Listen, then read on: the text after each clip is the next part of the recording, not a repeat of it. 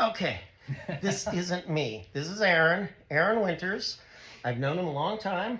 We collaborated on some shows and other stuff, and he's been a flomist a long time. And there's a running gag, and I think I mentioned this on our podcast, is every time I see Aaron, I hand him a flom flyer to hold up, so. I don't know if this is a flom flyer. It's not a flom flyer. This is a textbook, actually, but I am holding something that's paper. And maybe you could zoom in. Okay, point line to plane, Kandinsky. This is what I'm teaching right now. I have an online version of this course. I would like to shop it around, but I do have an online version of what was taught at the Bauhaus and how to use that again to make your essentially your design work and your art to look better. And it's a bunch of philosophies that get drummed into people. I do it a little differently, but schools have drummed this shit into people. Which brings me to Aaron, who is giving a talk. Correct.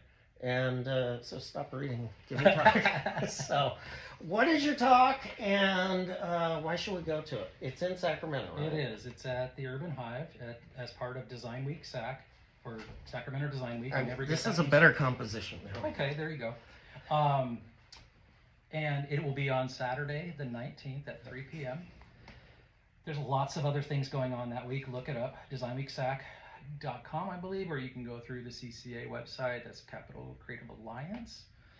Some really cool events in the community throughout the week that are free. It is, I believe, $50 on Friday, $55, and then $100 for the weekend. So it's a really good, considering like what Adobe will gouge you for a couple of days. It's actually a really good price. Yeah, it's pretty affordable. If you're local, you don't have to fly in. Really. No. Well, you could, but.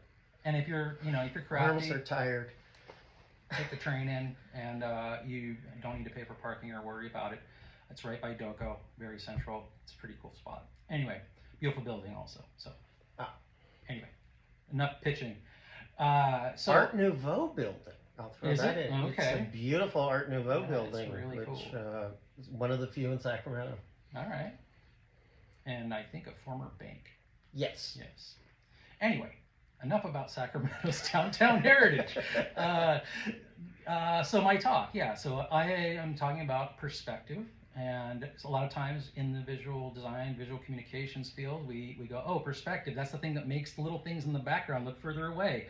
And that's the point line plane. And that's why Steve approached me, because he's teaching this Kandinsky I'm teaching stuff. it, and I run with Escaping Flatland from Edward Tufte, which is what he called it. We have this thing where we want to make things look 3D. Right, and that's why when you look at like old cave paintings, everybody's like flat as a pancake, and it wasn't until, the Renaissance, that people started to actually incorporate geometry and this depth of field and so forth. Yeah. It was like, wow, that's actually real. Makes me wonder, the very first film was this train that was coming out of the screen, and people actually jumped out of the way, right? And they were freaking out. They were like, oh my God, I'm going to get killed here. So to think that was only maybe, 150 years ago, and here we are, and we're doing VR and all these other things. Not really what I'm talking about, though. To your point. Yes, I love to ramble, don't I? It's already 4 minutes in. So what I'm talking about is that since Kandinsky's time, where we were talking about things that were very stable, and yes, we had world wars, and we had, all kinds of things that happened through the past, through the 20th century that were very radical and different for society. What we really had was a break with normalcy and really... That's not working. Okay. Yeah. Whatever. I had no idea what you were doing. So, in the 70s, things got kind of sideways, and people just decided to kind of abandon reality in a lot of ways. And so we're left with now, 50 years later, is this environment in which we have post-truth, we have fake news, people are deciding whether or not COVID is real, and it goes deeper. We decide who's going to be the most famous rock star. And that's over in like 2 days, depending on the gross tonnage of likes and social media views. And that's all, of course, funneled by corporations and so forth. And so there's just a lot of influences that go outside of what we think of when we think of Gestalt, where a point and a line and a plane, that's very simplistic. That's almost like going back to preschool and having somebody play with a circle, a square, and a triangle block. And that's what my students say too. Yeah. Yeah. That's the old, Mondrian style of modernism. And they have a hard time learning it too because it's so simple. But talk about Right. what you're doing. It's so simple that you look past it. And so what I'm looking to explore in this conversation is the spaces around the spaces and how it's not just continuation of having, my hands are here and there's an invisible line between them created by the gestalt of continuation. Yes, it's right there. And I'm like, cut down a tree. And if I group them together, we consider them one unit rather than two units because of their proximity. That's all still very much in play. However, whether or not the audience looking at this actually can see that line, or if the line is arced rather than straight, that's what's in question. And that's our challenge in the 21st century, is how do we control those elements that we really don't have control of? I think that what we're looking at when we look at design theory from a postmodern or a modern standpoint is that's 20th century thinking, and we are now in the 21st century. It's not just digital. It's important that that's a medium, but that doesn't dictate communication. If anything, digital's going back to 19th century communication. It's mass, but there's not the individuality that I think we thought we were going to have in the mid-90s as web was just so free and explorative. And you had designers like, love them or hate them, David Carson, Neville Brody, and these guys were breaking type and grids and so forth, doing everything wrong. And I feel like we're at a point now, 25, 30 years on from them, where we need to stop looking so closely at best practices, because those are mired in precedent. And what's coming up tomorrow, we don't know.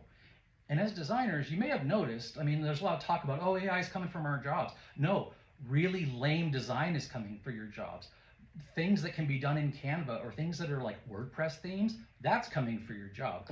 Having a novel viewpoint and being able to break through the noise and the clutter of clean, which is like my least favorite word ever.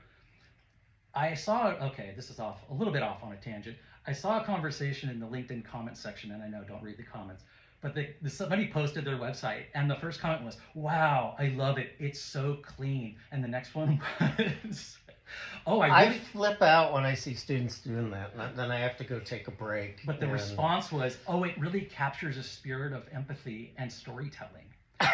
And it was white squares with Helvetica on it. And I'm like, that's the opposite of what it's doing, but you guys are using the words to say the things. And it's like, can we stop? Because that's the kind of stuff that's going to find you working at Target, shepherding the self-checkout lines. Yeah. There's not going with the Helvetica. Yeah, very good. There's going to be a very small cadre of designers who are killing it. Your Jessica Walshes at the top of the mountain, and they're getting Target.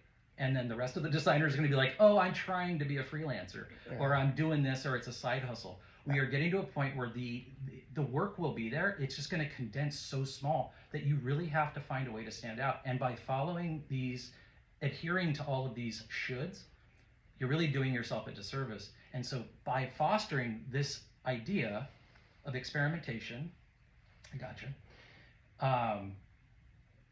you'll be able to not necessarily go wild and throw out crazy designs that the client will see, but it will open up the way that you approach your work and hopefully be able to present them with something that not only meets a business need, but does it in a way that people actually care about.